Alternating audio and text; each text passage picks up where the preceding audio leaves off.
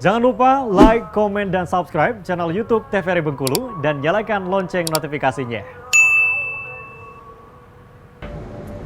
Kembali lagi pemirsa Opini di pagi hari ini. Tanpa terasa ini kita sudah masuk di segmen terakhir, ngobrol bersama narasumber kita yang luar biasa sekali. Nah, saya pribadi pun sebagai anak muda yang jauh dari Ibu Yumi generasinya merasa minder nih ngelihat Ibu Yumi yang aktivitasnya luar biasa sekali, padat sekali, terus juga semangatnya luar biasa. Ini patut kita contoh nih pemirsa, apalagi untuk anak-anak muda zaman sekarang nih, Gen Z ya, yang sekarang itu aktif sekali di dunia sosial media, yang malas gerak atau mager kerjaannya, bangun tidur lagi. Nah, ayo bangun, lakukan sesuatu ya. Apa yang memang menjadi passion kita, lakukan di sana, fokus di sana. Seperti yang sudah Ibu Yumi sekarang lakukan nih. Memang passion Ibu Yumi ini untuk berbuat sesuatu untuk kehidupan sosial masyarakat. Iya, benar. Dimanapun Ibu Yumi berada, pada saat dulu menjadi seorang lurah, terus juga camat juga, dan sekarang di Lebong pun juga tetap berbuat untuk masyarakat. Nah, dan selanjutnya Bu, goals-nya. Goals akhirnya nanti nih, apa sih yang Ibu Yumi harapin dari semua perjuangan Ibu Yumi ini untuk masyarakat khususnya? Apa sebenarnya yang Ibu Yumi cari atau Ibu Yumi kejar? Yang pertama, kepuasan batin. Artinya kehadiran kita mengedukasi mereka dan mereka berdaya. Itu satu. Kedua, dengan mereka berdaya, mereka merasa potensi mereka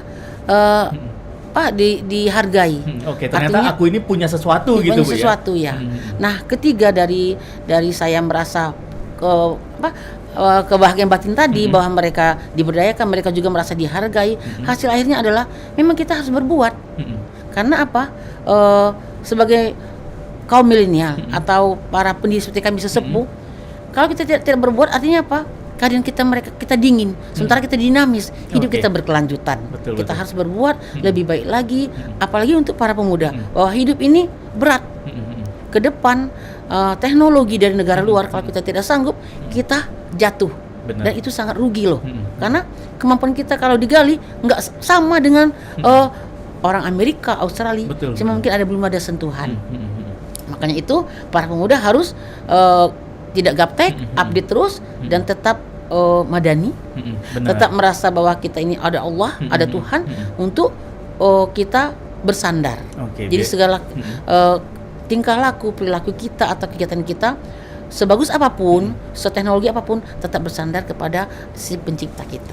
Agar tetap punya pondasi kita, Bu, jangan salah arah. Gitu. Kalau kata Pak Ustadz, jangan salah arah nih. Benar ya. Tetap berbuat itu atas berdasarkan ingat kita punya Tuhan. Iya, gitu ya. Betul ya. Nah, kalau ditanya begini, Bu, mau sampai kapan? Nah, Ibu Yumi akan berbuat seperti ini, Bu, untuk sosial ke masyarakat. Kalau ditanya pertanyaannya, sampai kapan sih Bu Yumi? Kalau saya berpikir sekarang, usia pensiun bukannya usia tidak produktif. Usia pensiun nanti adalah usia batas maksimal dari seorang ASN untuk mengabdi kepada masyarakat. Tapi kalau kita dengan fisik yang sehat, talenta masih ada, kenapa nggak berbuat lagi? Jadi sekarang Ibu sudah punya wacana tuh ke depan, karena insya Allah 2025 saya pensiun.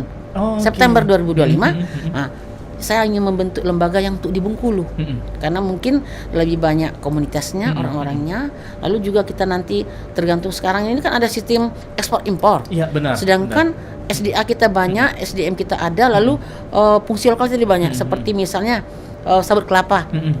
Itu dibuat matras. Di Cina dan Thailand dan Korea tidak menggunakan lagi kasur untuk dari busa, karena mereka menjaga higienis kesehatan. Nah, produk kita kan banyak itu dibuang-buang aja itu. Nah, kenapa nggak kita libatkan orang-orang dari warga sekitar dan pemuda untuk di teknisnya gitu, yang para sarjana itu, kita buat suatu lembaga juga untuk kita nanti eksportir keluar. Kita cari bayar di luar lewat Google, lewat Facebook, atau lewat Instagram gitu. Lalu kita buat packing yang bagus, kita masukkan di PDF, kita buat juga profil perusahaan dengan bahasa Inggris. Kan banyak loh teman-teman bahasa Inggris masih nganggur sekarang.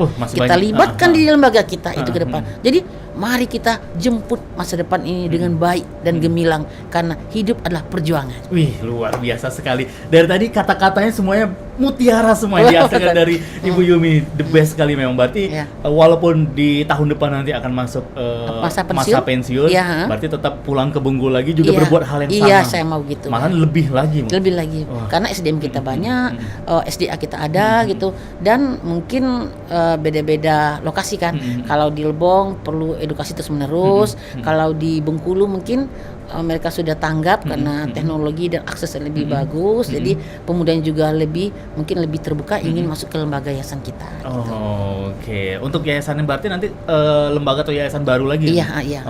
Nanti kita kerjasama juga ini rencana nih para pakar seperti Pak Harmen Malik tuh, dia punya inovasi untuk membangun kaur lebih baik kan, kelihatan tuh hasilnya gitu. Jadi kita mau libat juga para senior yang cerdas, yang punya sosial tinggi. Untuk ini loh kita punya PR dengan para pemuda tamatan alumni agar punya wadah untuk memberdayakan mereka dan punya penghasilan dan menuju kesejahteraan tadi. Tepat sekali. Hingga nantinya anak-anak muda Bengkulu ini begitu main ke Jakarta, main kemana nggak lagi malu kalau ditanya orang dari mana. Bengkulu itu di Kalimantan ya. Iya gitu, benar. Sering terjadi itu sampai sekarang ya. Iya. Hingga nanti akhirnya orang tahu Bengkulu saya tahu itu ada penghasil ini ekspor sabut kelapa. Untuk mengganti matas, mengganti alternatif lain untuk karena kalau busa itu kan kata dari orang-orang Jepang, Thailand, Cina itu mereka lebih mengedepan kesehatan loh. Jadi mereka lebih mengutamakan bahan natural tadi. Betul. Nah, gitu. Wah, kita banyak sekali Bu ya. Iya. Batang kelapa mulai dari daerah Kaur sampai Muko-Muko banyak sekali itu batang kelapa. Dan kembali lagi ke Go Green itu kan isu internasional. Artinya apa? Kembali ke hijau, mereka penguraiannya lebih enak. Kalau dari busa kan sama dengan plastik. Perlu ratusan tahun untuk habis produk tersebut. Artinya bisa berdampak ke polusi atau bisa berdampak ke polusi gitu. Tapi kalau dari sabut kelapa, dari produk daun pisang yang dijual ke negeri, itu bisa berapa lama bisa dia mengurai ke tanah gitu, jadi tidak menimbulkan dampak untuk polusi atau kesehatan anak-anak ke depan. Oke, luar biasa sekali obrolan kita hari ini. Ibu Yumi, terima kasih banyak sudah hadir, banyak sekali hal-hal positif yang bisa kita dapatkan dari Ibu Yumi. Sehat-sehat terus Bu ya. Sehat, amin. Sukses terus untuk Yayasan Lebong Maju Lestarinya. Amin ya. Salam untuk teman-teman di Lebong. Oke. Mudah-mudahan produknya semakin terkenal lagi dan kita akan menantikan apa lagi nih yang akan diperbuat oleh Ibu Yumi. Makanya saya perlu gandingan media. Tanpa media, dunia juga stagnan. Siap. Terlalu media, nanti dunia juga overwork juga. Artinya perlu kolaborasi dan kita berkelanjutan dengan media dan teknologi. Mantap sekali. Terima kasih lagi Ibu Yumi. Saya sehat terus Ibu Yumi dan pemirsa Opini. Tanpa terasa nih obrolan kita di pagi hari ini harus berpisah dulu di episode kali ini, dan tetap pastikan Anda terus menyaksikan Opini setiap hari dari jam 8 sampai 9 pagi hanya di TVRI Bengkulu. Saya Iqbal Fatwa pamit undur diri dulu ya. Wassalamualaikum warahmatullahi wabarakatuh. Sampai jumpa.